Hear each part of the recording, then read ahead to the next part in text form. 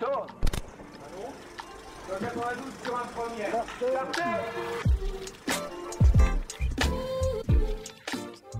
Le musée de Normandie vous présente En coulisses, les podcasts de l'exposition Action, le patrimoine normand au cinéma. En coulisses avec Maxime Delaunay. Maxime Delaunay, vous êtes producteur de cinéma, originaire de Normandie, de 40 ans, où vous nous recevez aujourd'hui dans le cinéma du centre-ville. Vous dirigez la société de production Nolita Cinéma. Vous avez produit de nombreux films, tournés en partie en Normandie, que nous présentons dans l'exposition, comme Les souvenirs de Jean-Paul Rouve, sorti en 2014, tourné en partie à Étretat, ou encore Commencer loin, d'Orelsan et Christophe Offenstein, sorti en 2015, dont une très grande partie est filmée à Caen. Pouvez-vous nous présenter en quelques mots votre métier de directeur de société de production de Nolita ? Alors, mon métier de producteur, ça va être d'identifier des sujets qui me plaisent sans doute en priorité à moi. C'est un métier à la base de passion. Donc, je vais lire un livre, ou je vais lire un article, ou je vais voir un documentaire, ou je vais rencontrer quelqu'un qui va me parler d'une idée, d'un sujet. À partir de là, on va se dire, est-ce qu'il y a une histoire ? Est-ce qu'on est capable d'en faire un scénario, de le développer ? Donc on en parle beaucoup. Alors j'ai la chance d'avoir un associé avec qui je m'entends très bien, qui s'appelle Romain Rousseau. On a monté cette boîte il y a 10 ans et on fonctionne beaucoup comme ça, c'est-à-dire en ping-pong, où je lui lance un sujet, s'il s'en empare, s'il rebondit dessus, en général on est plutôt sur la même longueur d'onde, ça fonctionne, voilà. Typiquement, le dernier film qu'on a tourné dans la région, qui s'appelle Les Cadors, c'est un sujet comme ça qu'on nous a amené, qui était à l'origine porté par une autre société de production, qui était plutôt une société de production qui voulait faire un film noir, un film dramatique entre deux frères, voilà, avec un peu la violence, l'alcool, des choses comme ça. Et on s'est dit avec Romain, il y a une idée derrière tout ça, mais nous, on voudrait le faire avec beaucoup plus de légèreté. Et du coup, à Nolita Cinéma, du coup, vous êtes combien à travailler ? Quel métier on peut trouver ? Alors, on est 3 producteurs maintenant. Donc, il y en a 2 qui s'occupent principalement de cinéma, qui sont Romain Rousseau et moi. Et puis, un qui s'occupe principalement de télé et de plateforme, qui s'appelle Mathieu Ageron. Voilà.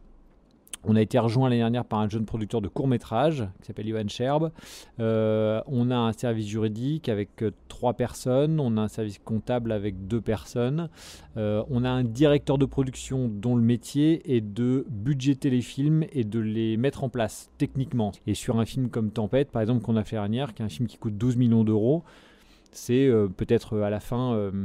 1000 personnes qui travaillent, quoi. Sans doute beaucoup plus parce que je compte pas les figurants, je compte pas les silhouettes, etc. Mais en termes de fiches de paie, c'est colossal. Et en moyenne, combien vous produisez de films par an, par exemple, si on peut donner un chiffre ? C'est compliqué de trouver une moyenne parce que vraiment, ça dépend de tellement de choses. Là, par exemple, on a 3 films qui sont financés et il y en a 2 sur lesquels j'attends les disponibilités définitives des comédiens.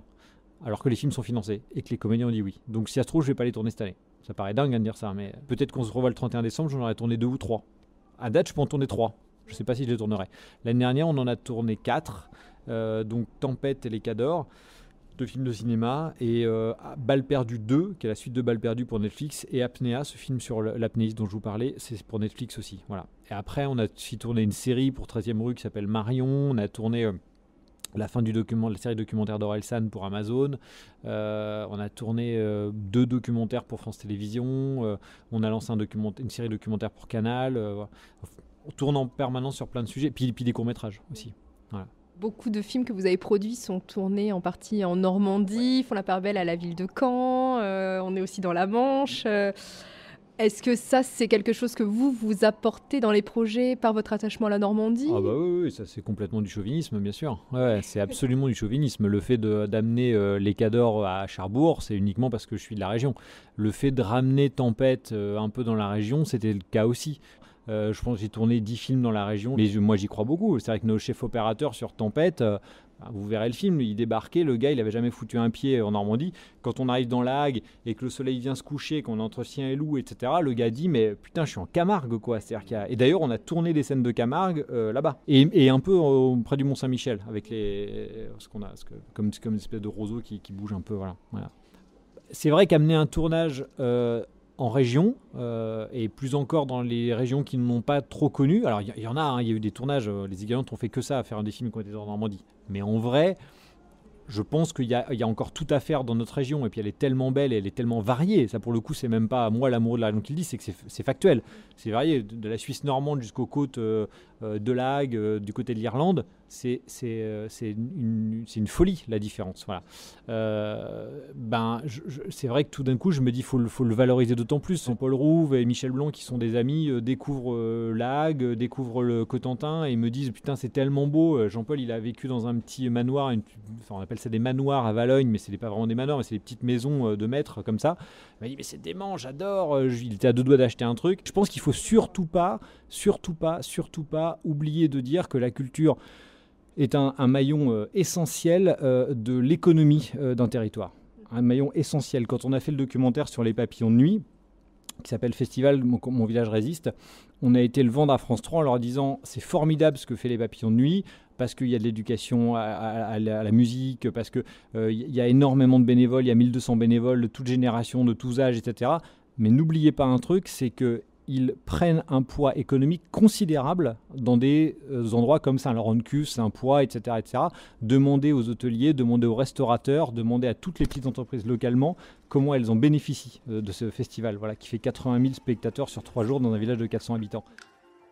Maxime Delaunay, on vient de voir votre attachement à la Normandie.